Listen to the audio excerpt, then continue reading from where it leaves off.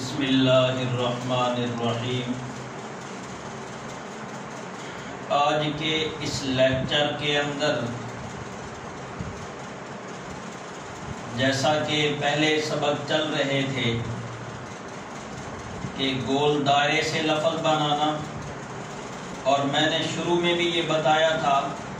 کہ میری یہ کوشش ہوگی کہ ہر ایک لفظ کو اس طرح آسان انداز سے پیش کروں کہ وہ اسٹوڈنٹ اور طلباء کے ذہن میں بیٹھ جائے اور ان کے لیے مشکل نہ ہو کہ یہ لفظ ہم نے کیسے لکھنا ہے۔ تو اسی اعتبار سے میں نے گزشتہ لیکچروں کے اندر سین، شین اور صاد، اس سے پہلے لام اور نون غنہ لکھا۔ یہ وہ الفاظ ہیں کہ جو لکھائی کے اندر سب سے مشکل ترین لفظ سمجھے جاتے ہیں، اور انہی لفظوں پر جب اسٹوڈنٹ پہنچتا ہے،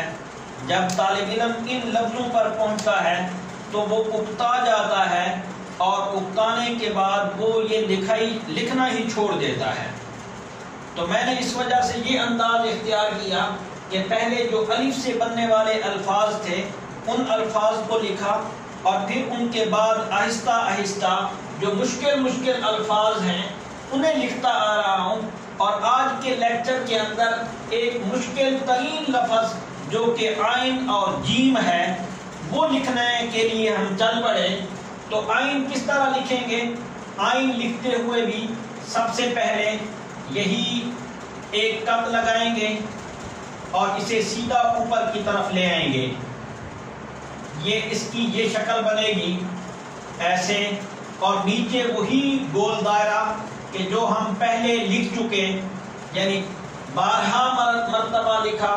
کہ اس کے اوپر والا جو حصہ ہے یعنی یہ 3 قط کا ہونا چاہیے، اور جو درمیان والا حصہ ہے یہ 4 قط کا ہونا چاہیے، اور اس سے جو نیچے والا حصہ ہے یہ 2 قط کا ہونا چاہیے۔ اور اسی طرح یہ ہم عین بنائیں گے۔ تو عین بناتے ہوئے یہ سب سے پہلے یہ ایک قط کے فاصلے پر یوں ہم اسے لکھیں گے، عین کا سرا بنائیں گے، اور پھر اس کے بعد نیچے وہی غنہ لکھیں گے کہ جو غنہ ہم شروع میں لکھتے چلے آئے، کہ جو سین شین کے اندر لکھا، اور وہی غنہ ہم نیچے لکھیں گے، اور اوپر عین کا سرا، اور یہاں سے 1 قط کا فاصلہ ہوگا۔ یعنی عین کا جو منہ ہے، عین کا جو سرا ہے وہ بناتے ہوئے، یعنی سب سے پہلے ہم 1 قط کے فاصلے پر، یعنی یوں لمبائی کے اعتبار سے 1 قط، یا جیسے عام طور پر ایک نقطہ لگایا جاتا ہے اسی طرح ہم نقطہ لگائیں گے، اور پھر اسے سیدھا اوپر کی طرف لے جائیں گے، اور پھر نیچے کی طرف وہی گول دائرہ، وہی غنہ بنائیں گے جو اب سے پہلے جو کہ مشکل ترین لفظ سمجھا جاتا تھا، آج ہم نے اسے آسان کر کے پیش کیا کہ ہر ایک اسٹوڈنٹ بڑے اچھے انداز سے اسے پک کرے گا، اور اچھے انداز سے وہ اپنے دماغ اور ذہن میں بٹھا کر وہ اپنے ہاتھوں تک لے آئے گا، اور انشاءاللہ یہ لکھائی کی جو پریشانی ہے وہ اس کی ختم ہو جائے گی۔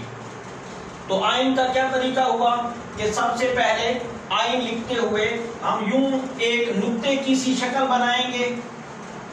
اور پھر اسے سیدھا اوپر کی طرف لے جائیں گے،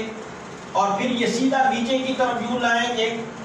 اور یہ اوپر والا حصہ یہ بھی 1 قط کا ہوا کرتا ہے، اور درمیان میں بھی 1 قط کا فاصلہ ہوا کرتا ہے۔ یہ عین کا جو منہ، عین کا سرا اتنا بڑا بھی نہیں ہونا چاہیے اور اتنا چھوٹا بھی نہیں ہونا چاہیے، اور اسی اعتبار سے اس کے بعد ہم نیچے یہ غنہ بنائیں گے، اور یہ غنہ وہی کہ سیم جس طرح ہم نے یہ لام بنائی تھی اسی طرح گویا کہ یہ لام ہے، اور یہی عین بھی بنی، اور اسی غنے سے جو مختلف لیکچروں کے اندر میں نے بتایا وہ مختلف انداز سے لفظ تیار کیے جاتے ہیں۔ تو آج کا جو سبق اور لیکچر تھا یہ عین کے متعلق، اور یہ لکھائی میں مشکل ترین لفظ ہے جسے ہم نے یوں آسان کر کے پیش کیا،